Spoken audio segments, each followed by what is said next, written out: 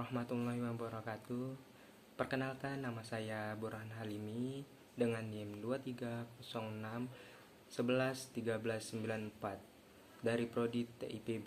Di sini saya membuat video untuk memenuhi tugas praktikum mikrobiologi. Selamat menyaksikan.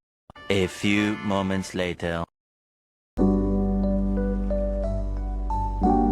Mikroorganisme adalah organisme yang ukurannya sangat kecil, biasanya dalam rentang mikrometer atau 1 mikrometer sama dengan 1/1 juta meter. Mikroorganisme dapat terdiri dari satu sel atau uniseluler atau banyak sel multiseluler dan mencakup berbagai kelompok organisme termasuk bakteri, virus, jamur, alga, dan protozoa. Mikroorganisme dapat bereproduksi secara seksual, misalnya pembelahan biner pada bakteri, atau seksual seperti pada beberapa jenis jamur dan alga. Metabolisme mikroorganisme memiliki berbagai cara dalam memperoleh energi dan nutrisi. Beberapa bersifat autotrof atau memproduksi makanan sendiri melalui fotosintesis atau kemosintesis, sementara yang lain bersifat heterotrof atau mengandalkan sumber makanan dari organisme lain. Kemudian ada klasifikasi mikroorganisme, ada 5 klasifikasinya. Yang pertama bakteri, kedua kamir, yang ketiga jamur, yang keempat alga, yang kelima protozoa. Bakteri adalah organisme uniseluler prokaryotik yang umumnya berukuran mikroskopis. Mereka dapat ditemukan di berbagai lingkungan, mulai dari tanah, air, hingga di dalam tubuh makhluk hidup. Bakteri biasanya berukuran antara 0,2 hingga 10 mikrometer. Meskipun beberapa dapat lebih besar atau lebih kecil, kebanyakan bakteri memiliki dinding sel yang terbuat dari peptidoglikan yang memberikan bentuk dan perlindungan. Di dalam sel ada membran sel yang mengatur pertukaran zat. Bakteri memiliki DNA berbentuk sirkular yang terletak di dalam sitoplasma. Mereka juga dapat memiliki plasmid, yaitu DNA kecil yang membawa gen tambahan. Bakteri memiliki ribosom yang lebih kecil dibandingkan dengan sel eukariotik, digunakan untuk sintetis protein. Bakteri bereproduksi secara aseksual melalui pembelahan biner, di mana satu sel menjadi 2 sel identik. Proses ini berlangsung sangat cepat, terkadang dalam waktu kurang dari 30 menit. Bentuk bakteri yang pertama kokus yang berbentuk bulat, contohnya itu bakteri Staphylococcus. Yang kedua basil, yaitu yang berbentuk batang, contoh bakterinya itu Escherichia coli. Yang ketiga itu spiral, bakteri yang berbentuk spiral, contohnya bakteri Treponema. Kemudian ada peran bakteri, perannya ada 4. Yang pertama, untuk kesehatan. Beberapa bakteri berfungsi sebagai flora normal dalam tubuh manusia, membantu proses pencernaan dan produksi vitamin. Yang kedua, untuk patogen, beberapa bakteri dapat menyebabkan penyakit seperti pneumonia, infeksi saluran kemih, dan tuberkulosis. Yang ketiga, dekomposisi. Bakteri berperan penting dalam proses dekomposisi, mengurai bahan organik, dan mengembalikan nutrisi ke tanah. Yang keempat, industri. Bakteri digunakan dalam produksi makanan seperti yogurt dan keju, dan dalam bioteknologi untuk menghasilkan antibiotik dan enzim. Kemudian ada kamir. Kamir adalah organisme eukariotik yang dapat berkembang biak dengan cara aseksual dan seksual. Mereka umumnya berukuran mikroskopis dan memiliki kemampuan untuk melakukan fermentasi, yaitu proses di mana gula diubah menjadi alkohol, dan gas karbon dioksida. Kamir memiliki sel yang kompleks dengan inti sejati dan organel. Dinding selnya terbuat dari kitin yang juga ditemukan pada jamur.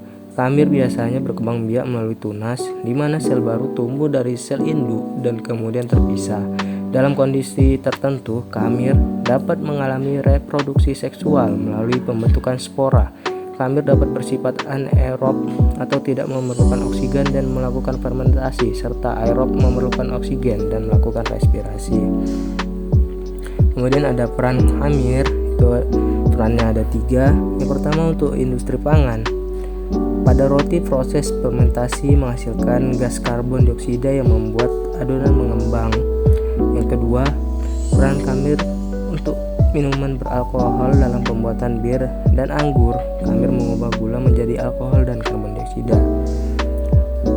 Lalu peran kamir untuk kesehatan. Beberapa jenis kamir bermanfaat seperti dalam probiotik yang membantu menjaga keseimbangan mikroba di saluran pencernaan. Yang ketiga, peran kamir untuk bioteknologi. Kamir digunakan dalam penelitian bioteknologi termasuk produksi protein dan vaksin. Kemudian jamur.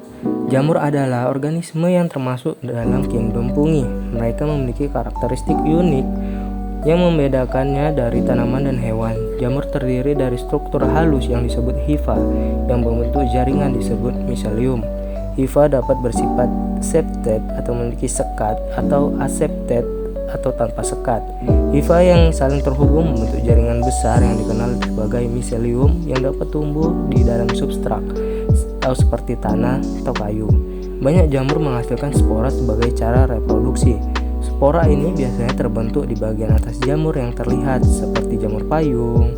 Jamur dapat ditemukan di hampir semua habitat di bumi, termasuk tanah, air, dan sebagai parasit pada organisme lain. Mereka berperan penting dalam ekosistem dengan menguraikan bahan organik. Kemudian ada peran jamur. Peran jamur di sini ada 3. Yang pertama, decomposer. Jamur berfungsi sebagai pengurai, membantu menguraikan bahan organik dan mengembalikan nutrisi ke tanah. Yang kedua, ada simbiotik. Beberapa jamur membentuk hubungan simbiotik dengan tanaman mikorrhiza yang membantu tanaman menyerap nutrisi. Yang ketiga, peran jamur untuk patogen. Beberapa spesies jamur dapat menyebabkan penyakit pada tanaman, hewan, dan manusia. Kemudian yang keempat, alga. Alga adalah kelompok organisme fotosintesis yang umumnya ditemukan di lingkungan akuatik, baik air tawar maupun air laut. Mereka memiliki beragam bentuk dan ukuran, mulai dari mikroalga yang sangat kecil hingga makroalga atau rumput laut yang bisa mencapai panjang beberapa meter. Alga berukuran mikroskopis seperti diatom dan dinoflagellata. Mereka biasanya ditemukan di air tawar dan laut dan merupakan komponen penting dalam rantai makanan akuatik. Alga yang dapat dilihat dengan mata telanjang seperti rumput laut atau seperti alga hijau, alga merah, dan alga coklat. Mereka sering tumbuh di area pantai dan merupakan habitat penting bagi berbagai organisme laut. Kemudian ada 3 peran alga. Yang pertama, sebagai sumber pangan. Beberapa alga memiliki nori dan spirulina yang digunakan sebagai bahan makanan manusia dan pakan hewan. Yang kedua, untuk industri, alga digunakan untuk industri makanan, kosmetik, farmasi, dan bioteknologi. Misalnya agar-agar dan karagenan adalah bahan tambahan makanan yang berasal dari alga. Yang ketiga, bioremediasi. Alga yang dapat digunakan untuk menghilangkan polutan dari air berkontribusi pada pembersihan lingkungan. Dan yang kelima, protozoa. Protozoa adalah kelompok organisme mikroskopis yang termasuk dalam kingdom Protista. Mereka umumnya bersifat uniseluler, meskipun ada beberapa yang dapat membentuk koloni. Protozoa ditemukan di berbagai habitat termasuk air tawar, air laut, dan tanah. Protozoa dapat bereproduksi secara aseksual dan seksual. Secara aseksual umumnya melalui pembelahan biner di mana satu sel membelah menjadi 2 sel baru. Kedua, reproduksi seksual. Beberapa protozoa dapat melakukan reproduksi seksual melalui proses konjugasi, di mana 2 individu bertukar materi genetik. Kemudian ada 3 peran protozoa. Yang pertama, sebagai rantai makanan. Protozoa adalah bagian penting dari rantai makanan akuatik, berfungsi sebagai pengurai dan sumber makanan bagi organisme yang lebih besar. Yang kedua, sebagai decomposer. Protozoa membantu dalam penguraian bahan organik dan mendaur ulang nutrisi dalam ekosistem. Yang ketiga, sebagai indikator kualitas air. Kehadiran atau tidaknya protozoa tertentu dapat digunakan sebagai indikator kualitas lingkungan. Kemudian yang terakhir, kesimpulan, mikroorganisme adalah komponen penting dalam ekosistem dan kehidupan manusia. Mereka berperan dalam proses biologis dan industri, meskipun juga menyebabkan penyakit. Pemahaman yang baik tentang mikroorganisme sangat penting untuk kesehatan, lingkungan, dan teknologi.